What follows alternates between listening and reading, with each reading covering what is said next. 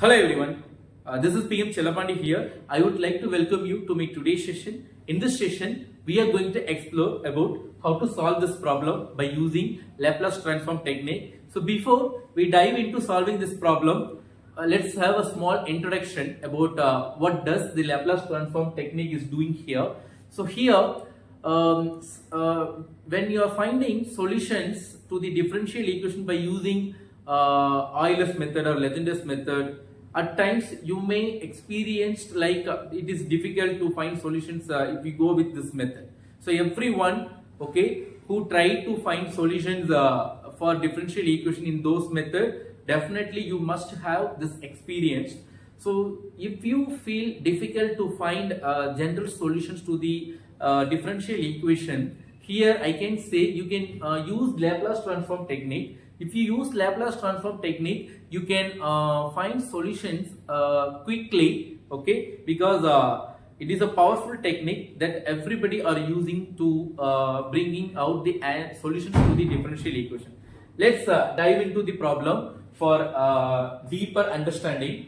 Okay, first let me read the problem, then I will show you step-by-step process how to solve this problem, right? So here we are given differential equation with a condition. So whenever you are given with a differential equation with a condition, there you can use Laplace transform technique to find the solutions, right? So first, let's come here. The first step is you have to write what is your differential equation from the question.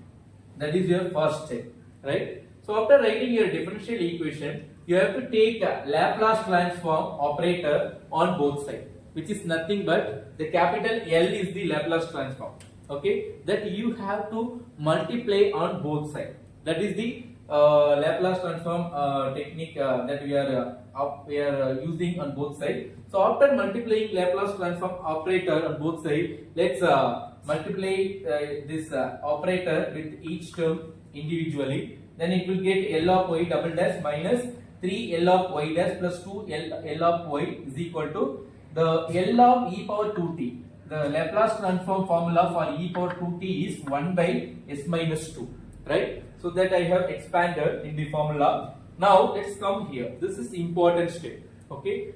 Before I explain about this step, let's come to here. This is the formula. Whenever or wherever you have L of y double dash and L of y, that can be replaced by this expression, because L of y double dash is having it stands for s square L of y minus s y of 0 minus y dash of 0. Similarly, L of y dash stands for s L of y minus y of 0. It is like a formula, right? So let's come here. So here L of y double dash, okay, that is my first step, that can be expanded by this expression, right? So I just have expanded this. Let's come to the second step. It is 3 times L of y dash. This is the second formula that I have used here, right? So after using all this process, let's come to here. So now we have to apply the condition. Always you will be given with a condition along with your differential equation. This is your condition here.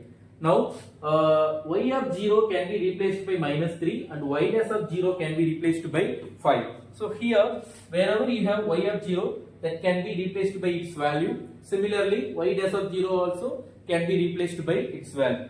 So here I'm just checking wherever I have y of 0. Here I have y of 0, y dash of 0 and y of 0. This y of 0 is what? It is y of 0 is what? It is minus 3. So minus into minus, it is plus 3s, right? Let's come here. Y dash of 0. It is 5, so minus 5. Let's come here. Minus 3s L of y. Minus 3s L of y. Then when you multiply y of 0 is what? It is minus 3. Minus into minus plus 3. Therefore, it is minus 9. In this way, you can simplify this. After simplifying this, you just collect all the L of y terms. So here I have L of y. Here I have L of y and here I have L of y. I just have separated L of y first, then the constant terms that I have written here. So here my plus 3s will come. Okay. So now from these L of y, what you have to do, you just take L of y is common in these three terms, that can be taken outside. the rest of the coefficient can be kept in the bracket, right? Let's come to this side. Here already we have s1 by s minus 2. When you transform these two terms to this side, it will become plus 14 and minus 3x, right? That's all. Now you have to transform this expression to here. It will become before you transform this expression, first simplify this, right? So you have to take cross multiplication for LCM. When you take cross multiplication, after simplification you will get this one, right? So from this steps you simplify it again, you will get this one. Now you can transform this expression to that side. By taking cross multiplication, it can be transformed, right? So now here this is my expression, right? So here what I have to do, I have to take the factorization for this quadratic equation, right? So when you take factorization, you will get this one, right? So here s minus 2 and s minus 2 are repeated, so it can be written as s minus 2 the whole square, right? So this is my L of y is equal to my expression, okay? So here what I have done initially, first I have written the differential equation first, then from the differential equation I just applied Laplace transform operator. After simplifying all those process by using initial steps, let's come here. Here I just have converted my differential equation by applying Laplace transform operator into algebraic expressions. Once you get the algebraic expression, your next task is you have to simplify this algebraic expression, right? So to simplify this algebraic expression, we need to use the partial fraction method, right? To use partial fraction method, there are so many types in partial fraction method. The method which we want to choose to solve this problem is depends on how the denominator is factorized. If the denominator is factorized with different roots, then you can use the simple partial fraction method. If the denominator is factorized with repeated roots, then we have to choose the different types of partial fraction method. Okay, let's see how I have did here to separate the terms. So here this is my expressions where I want to use partial fraction method to separate the terms. First write your expression, then first you just check the denominator. Here s minus 1 is different root and s minus 2 is the root which is repeated, right? So you always allocate different root for A, right? Let's come to B and C. To allocate the value for B, first let us check this one. So it is s minus 2 the whole square. This s minus 2 the whole square can be written as in ascending order. It is s minus 2 power 1 and s minus 2 power 2, right? So you have to write your repeated root in ascending order.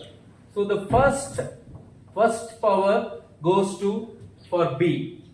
For C, the highest power, that is the next power, goes to for C, right? So in this way we have to separate our terms if we are having repeated roots, right? So once you separated, let's come to take the LCM, because that is very important.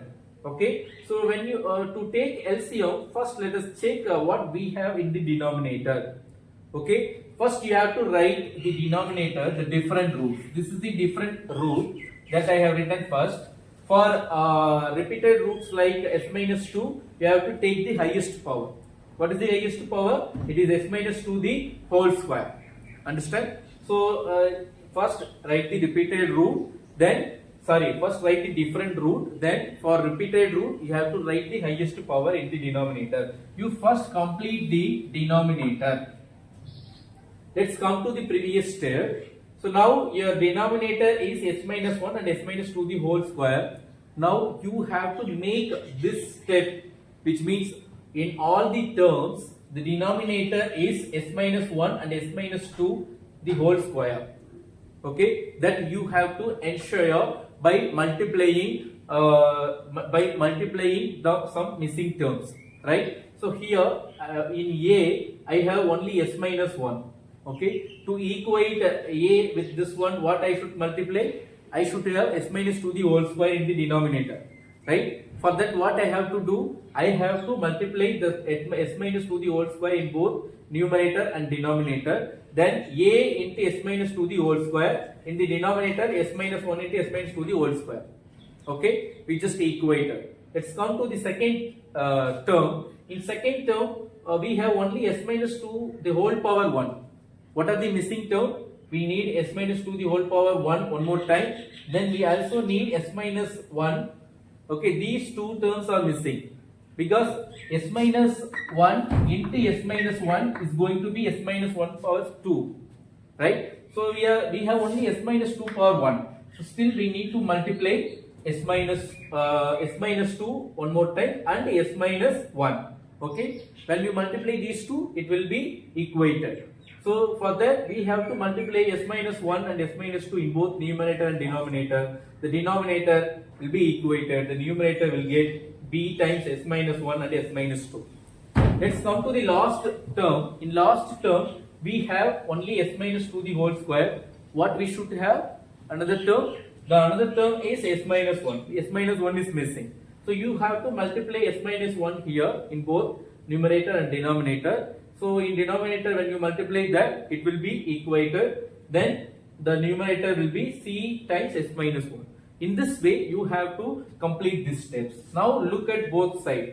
Both sides, the numerator is equal. So you can cancel these two numerator, right? So after that, you have to find out what is the constant value of a, b, c. Okay, by using the following method. I'll let you know step by step how I have used here. So first write the remaining step. You just mark it. This is equation number 1 and this is equation number 2.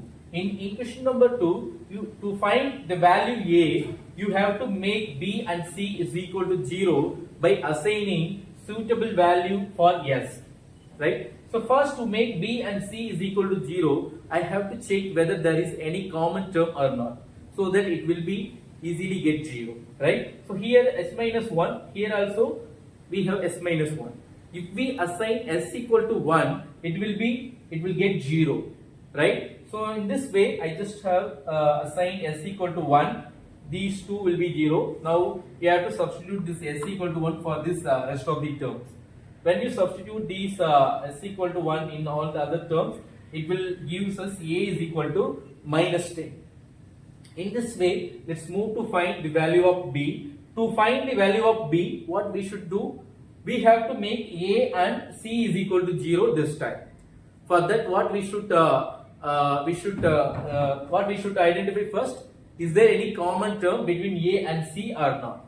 We are checking. There is no common term because here s minus 2 the whole square, here s minus 1 is, right? So if we do not find any common term, no problem. Don't worry. You can move to find c second. Then you can get back to find the value of b, right? So let's move to C. To find C, what you have to do this time, you need to make A and B is equal to 0, right? So to make A and B is equal to 0, first step is we need to find out is there any common term or not. S minus 2, here we have S minus 2. If you assign S equal to 2, what happened? Yeah, A and B is equal to 0 because 2 minus 2 0, 2 minus 2 0, the entire value will be 0. Now in this way, I just put s equal to 2, then I got what is c. Now let us come to find b. This time there is no options. To find b, we have to make these two is equal to 0. As we already have discussed, there is no any common term, right? So what we have to do? Somehow we need to find out the value of b in this way. There are so many ways. You can equate the coefficient of s square, or you can equate the coefficient of s on both sides. In this way also you can find out the this value. Or okay, if there is no chance to find the common term, you just put s equal to 0 for all the problems. That is enough. So by put s equal to 0, you can find these expressions. After simplification, you find b is equal to 7, right? So now you have got all A, B, C. These three results has to be substituted in equation 1. Let's see what happened in equation 1. When you substitute these three values, A is what? It is minus 10. So here minus 10. So it is minus 10. Then 1 is divided by s minus 1. I just have the coefficient value okay, before the bracket value. I tell you later why. So here B is 7, then 7 of 1 by s minus 2, then C is what? It is 1. 1 is divided by s minus 2 the whole square. Right? Okay. So here I have put L of y on the left side. Why? Let's come here. What we have on the left side? It is minus 3s square plus 20s minus 27 is divided by s minus 1 s minus 2 the whole square. This entire value is nothing but that is your L of y. You go and check the previous step. Okay. So instead of this expression, you can directly put L of y. Okay. Now you need to simplify this expression. Okay. So already we have the Laplace transform formula table. If you do not have it, you can comment me in the comment box. I will upload the Laplace transform formula table. By help of from that formula table, you can before applying the formula, first let us come here. L inverse, how L inverse has come. I need only y, because y is equal to something is our solutions for this differential equation. So for that, you just take a cross multiplication L to this side. What happened? 1 by L. When you take reciprocal, it is L inverse. That L inverse you have to multiply with all these terms. That is why L inverse, L inverse, L inverse. So L inverse of 1 by s minus 1 is nothing but from the formula table you can directly write L inverse of 1 by s minus 1 can be written as e power t, right? Because L inverse of e power t is 1 by s minus 1. Similarly, L inverse of 1 by s minus 2 is e power 2t. Similarly, 1 by s minus 2 the whole square is t into e power 2t.